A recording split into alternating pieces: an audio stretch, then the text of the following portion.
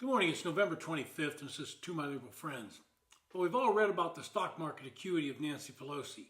She and her husband, Paul, should have been working on Wall Street because their trades were so much better than any other analyst, including Warren Buffett, that we all could have made a ton of money if we were just privy to their trading patterns. Now, of course, we could have done it alone if we'd just been privy to the inside information that she had as a member of Congress, particularly in the leadership of the Democratic Party. She and Paul made a paltry $130 million while she was in the House. That's almost a 17,000% return on their investments. Was it any wonder that Pelosi blocked previous bills that would have banned members and their family from trading individual stocks?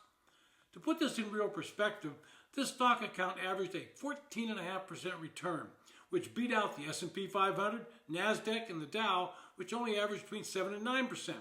Her 2024 financial disclosure form showed holdings in some 24 individual stocks, including millions in NVIDIA, Salesforce, Palo Alto Networks, Netflix, and between 25 million and 50 million of Apple stocks. When Pelosi entered Congress, she and her husband were worth about $3 million, and today that amount has swelled to $280 million. She beat out all the hedge fund operators. Now there's another member of Congress in the news this week for their own windfall. Congresswoman Cherfilious-McCormick was indicted for stealing COVID money. The amount was $5 million. The facts of the case are now coming out. In 2021, Cherfilious-McCormick and her brother, Edwin Cherfilious, ran a Miramar, Florida company called Trinity Healthcare Services, which was wholly owned by two of their family members who were not named in the indictment. Starting in March 2021, the company became involved in a program through the Federal Emergency Management Agency. FEMA was giving grants to state agencies, in this case the Florida Division of Emergency Management, to hire companies and provide COVID-related services. Per the indictment, Trinity Healthcare entered into an agreement with the Florida Department of Emergency Management to, quote, provide nurses, clerical staff, and canvassers for the FDM FEMA vaccination sites. Under the agreement, the indictment says, quote, Trinity was to be paid by FDAEM with federal funds provided by FEMA for work Trinity did pursuant to the agreement, end quote. So on May 14, 2021, Edwin Cherfilious submitted an invoice to the Florida Department of Emergency Management for payment of $50,578.50 for the work they'd done in Jacksonville. On July 1st, 2021, the Florida Department of Emergency Management paid that bill, but instead of depositing $50,578 into Trinity's bank account, which the indictment refers to as Bank Account 1, it deposited $5,057,850. In what the indictment calls a clerical error, FDAEM moved the decimal point a couple of spaces, added 2 zeros, and bingo, the Cherfilious family had $5 million in their pocket. Now, what would you have done if you had noticed this mistake on the part of the government? I would have immediately contacted someone in the government and asked them about the mistake. But that's not what the Congresswoman and her family did. Instead, they waited for about a month for the government to find its mistake, hoping they wouldn't. On August 11, 2021, the indictment says the two moved $2.4 million from Bank Account 1 to Bank Account 2, which they controlled under the name SCM Consulting. But the bank for both these accounts were located in Maryland. On the same day, August 11th, the two moved $190,894 from Bank Account 1 into Bank Account 5, which was also in Maryland and controlled by Edwin Cherfilious.